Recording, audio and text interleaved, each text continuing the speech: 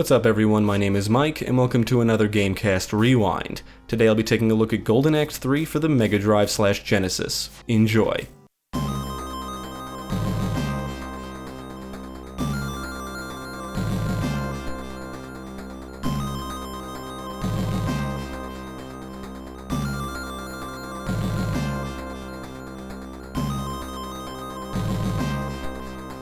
The Golden Axe series seems to come up a lot in conversations about the beat-em-up genre. Now that I've played the first two Genesis games, I have at least some knowledge on the franchise. They feel a bit stiff by today's standards, they're very challenging, and they have been surpassed in the gameplay category by many games in the genre. After Golden Axe 2 came Golden Axe The Revenge of Death Adder, which is exclusive to arcades as of this review. Then Sega released Golden Axe 3 for the Mega Drive in Japan in 1993, and the North American version was only released on the Sega Channel. I didn't know what to expect from this game, but I've heard some say it's one of the worst in the franchise. Well, Jeremy and I once again teamed up and played the version from the Sega Mega Drive and Genesis Classics Collection on Steam. Now let's take a look at Golden Axe 3 and see if it's as bad as they say, or if it's something else.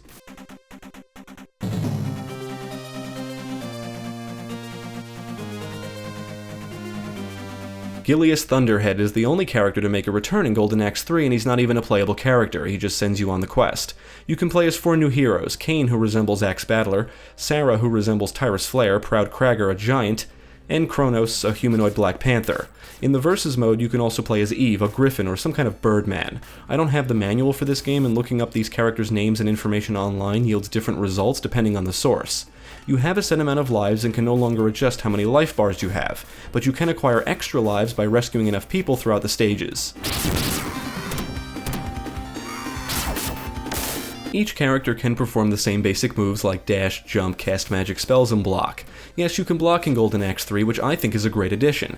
However, it can be easy to inadvertently block when trying to perform other moves. The game plays out in stages. You complete one stage to advance to the next, and there are multiple routes. In certain stages, you're given the opportunity to choose a direction, and the routes do add some replay value to the game.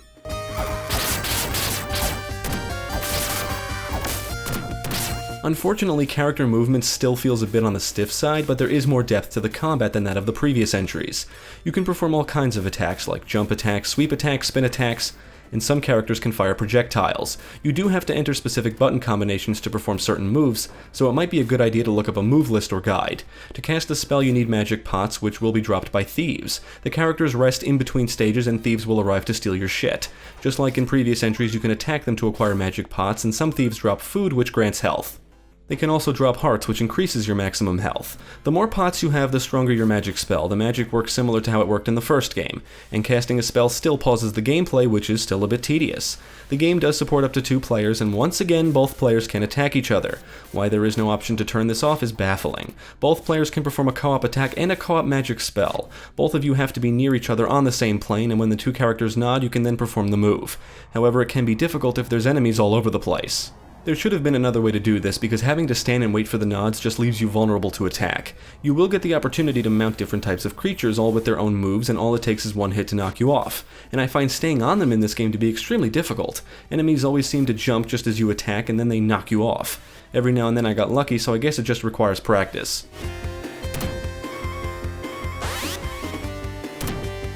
Golden Axe 3 is a tough game, but I think the new attacks help to alleviate some of the challenge. Enemies will still kick your ass, you can still get caught in combos, but it feels like there's more wiggle room for error just thanks to the larger moveset.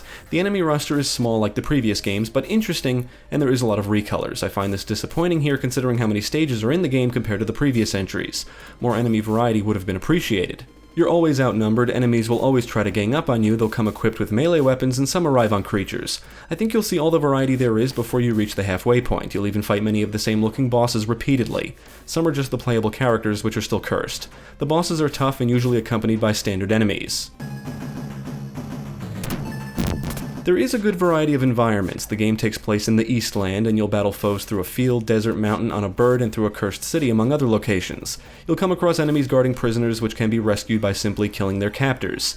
You need to be careful so you don't fall off ledges, but falling off doesn't immediately result in a loss of life. But you do lose some health. You can lure enemies or knock them off ledges, which could save you from a lengthy or tough battle. Scattered throughout several stages are crates and barrels that can be broken, and will either reveal health items, magic pots, or enemies. In addition to the standard adventure mode is the versus mode. In single player, you choose a character, stage, and must fight all of the other playable characters. Beat them all and you win. Lose a fight and you fail and have to start over. When playing with another person, both players will fight each other. The mode is neat, but clearly not the selling point, but I do think it can be enjoyable. In fact, I think it's a great way to practice all of the characters' moves. The story goes that the Prince of Darkness has taken away the Golden Axe and cursed all of the warriors. One or two of them has their curse lifted and set out to defeat the prince and return with the Golden Axe. You would think an item of great importance like the Golden Axe would have better security at this point, but apparently not. The story is told through text and there are multiple endings. While the gameplay in Golden Axe 3 has seen improvements compared to its predecessors, the visuals have regressed in some respects. Some of the spell effects look cool and there's a good amount of detail in the character sprites, but many of the environments and almost all of the backgrounds are just so bland. Most of the stages are uninteresting to look at. The gameplay is accompanied by a few good tunes and generic sound effects. There's one or two songs here that stand out, but there's nothing amazing about the soundtrack. The frame rate would take a hit when there was a lot of action on screen, and the game actually froze on us twice. The first time it happened, the game crashed. The second time it just froze for a few seconds and then we were back in action. After that, we started using the quick save function available in the collection. We appreciate many of the changes made in Golden Axe 3, but it does have some problems. I enjoyed the game more than Jeremy did, mainly because I like all of the new moves. It makes the combat look and feel more interesting. It's still essentially trial and error, but you're not limited to only the same few attacks, and there's more room for error. I still tried to exploit certain moves every now and then to win because some enemy attacks and bosses just feel cheap, but I do like that you can block now. You can actually defend yourself. We preferred the magic system in Golden Axe 2, but we did enjoy the inclusion of co-op magic and attacks, we just don't like the execution. The enemies are relentless, so stopping to wait for your characters to nod is just not ideal. Do I think this is the worst game we've played so far? No. Honestly, I think I enjoy it the most. The expanded moveset alone makes it more interesting, the action doesn't feel as simple for lack of a better word, and the addition of roots raises the game's replay value. Sure, you don't get to play as the classic Golden Axe characters, but you get to play as a humanoid panther because why not? The visuals could have certainly used more love, but it didn't deter me from the gameplay, which I found to be an overall improvement.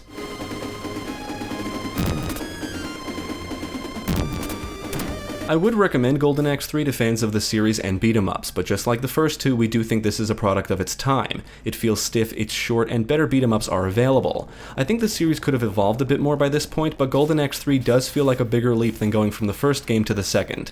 My favorite improvement in Golden Axe 2 is how you basically have more control over magic. It's a shame that wasn't carried over. But more characters, more stages, and more attacks is a good thing, and overall, I enjoyed it. Thanks for tuning in, I hope this video proved helpful. Stick with GameCast for more quality content including the latest gaming news, podcasts, let's plays, and even more reviews. Be sure to check out my channel Gaming Pastime for new game reviews released every week. My name is Mike, and I thank you for watching.